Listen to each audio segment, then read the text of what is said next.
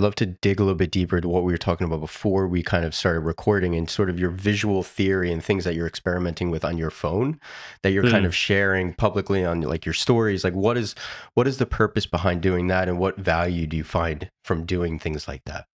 yeah.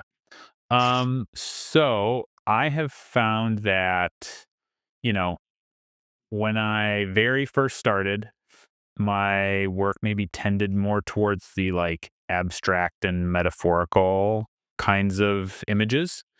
And of course, I really enjoy that. And the more that I've gotten into the commercial world, there's at least on the kinds of jobs that I'm mostly being asked to do, there's not as much room for that kind of image making. Mm, And I've realized that, and I'm not bemoaning that. It's like, I understand it. A lot of products, they just want sort of pictorial representation of their product. They're not looking for an interpretation of it in any way, which is totally understandable and totally fine. So, what I've been focusing on mostly for the past couple years is how to do pictorial representation in a way that um still satisfies some kind of um naturalistic or cinematic instinct that I have. Like, how do I take the kinds of images that I love and take the intent behind those things, and as much as I am allowed to incorporate that into the work that I'm doing, as much as makes mm, sense for the project. Um, and I kept thinking, okay, well, I'm focusing on this, but like, one of these jobs is gonna I'm gonna get more of a chance to like do the kinds of things that I want to do. And there have been a few for sure, but I just kind of got to the point where I was like, I mean, there was a couple things. I was really realizing like, wow, I've been ignoring my just like creative instincts that I have because I mm. know that they're not necessarily as welcome on kind of your Right. traditional commercial set. Do you feel like And you were losing like a sense of yourself in your craft? not I wouldn't say I was losing a sense of myself. I was just like I take a lot of I get a lot of joy out of the craft itself. So Mm, even if I'm shooting, like whatever I'm shooting, it's like it's a good day on set. Do you know what I mean? right. Like I still love it. But I was feeling this desire to be more expressive with the kind of images that I'm making. And again, it doesn't make sense to shoehorn that into like a dog food commercial, for example. It's just like Mm, it's like it's not the right place for it unless the whole creative is that. Like if that's what the creative is about, then great. Let's bring it. But instead of and the other thing that I think that held me back was I've been very focused the last couple years on image fidelity. So mm, on using the best lenses and the best cameras because I think that's important. It's very important and I understand why people say, the camera doesn't matter. It's about your eye. I think the camera still matters, but I think a better way to say it is like what's more important than a good camera is the idea behind it.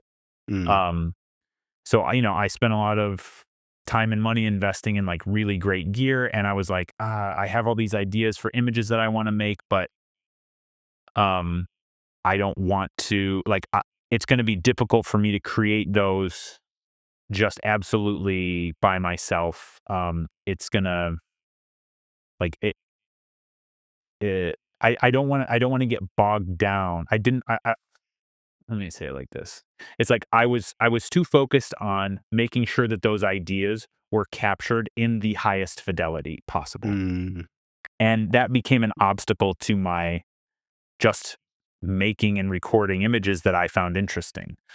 Um, I think the other thing is for a long time, so that was one obstacle. Another obstacle is when I was very first starting shooting, and like, at the very beginning of my career, I brought a camera with me literally everywhere. I was always taking pictures. I was always capturing.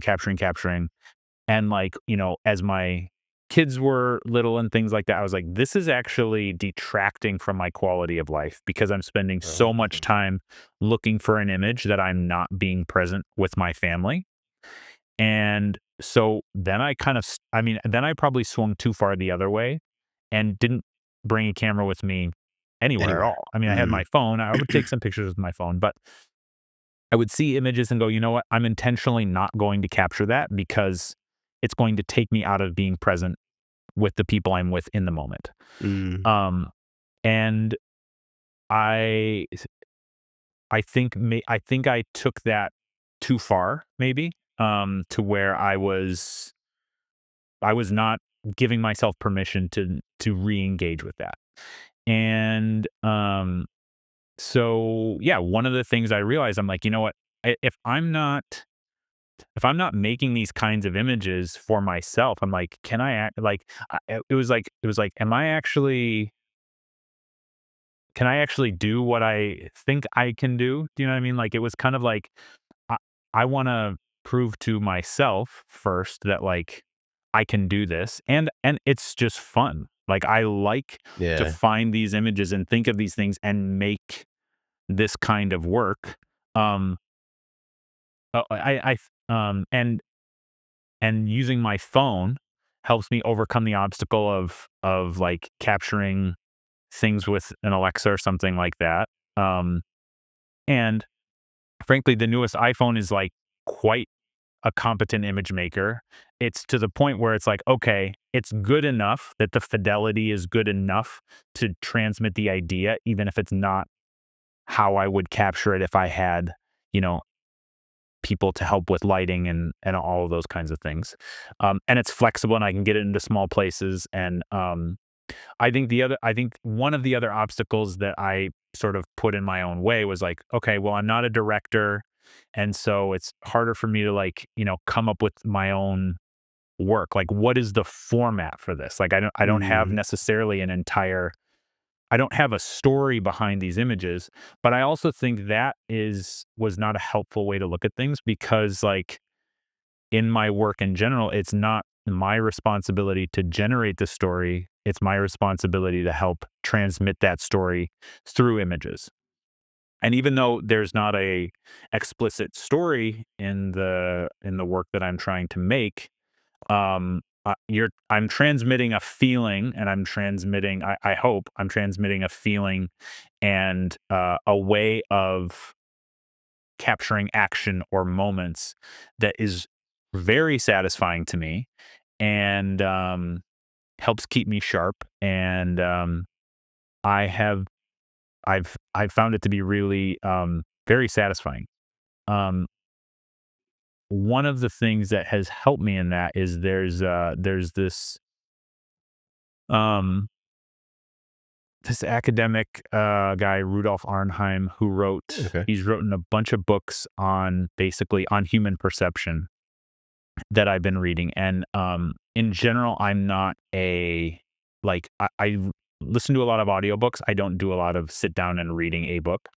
Um, but these books for me have been what I would say like the equivalent of if I was a musician and I was good at playing by ear and then I discovered music theory, what that would open Oh. up those possibilities.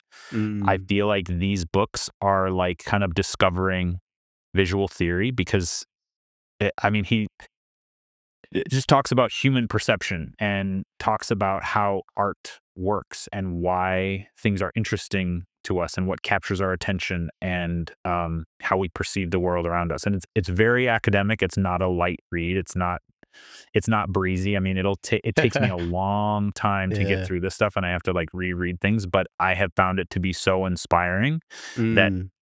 I'm I probably spend an average of an hour a day reading this book, maybe 2 hours a day, depending on what it Wow. is. I'm reading his various books, and Right. I've never underlined so many things in a book ever, basically. Oh.